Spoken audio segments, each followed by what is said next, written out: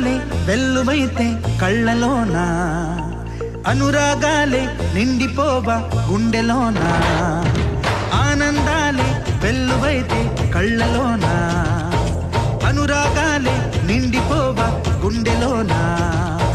మమతల మాలలు తెచ్చి ఆ కలతలని చెరిపేసి ముంగిట ముగ్గులు పెట్టి గొప్పెమ్మల కొలువే చేసి మనమంతా చేరి ఆడి పాడే వేళ సంక్రాంతి పండుగ చేద్దామా,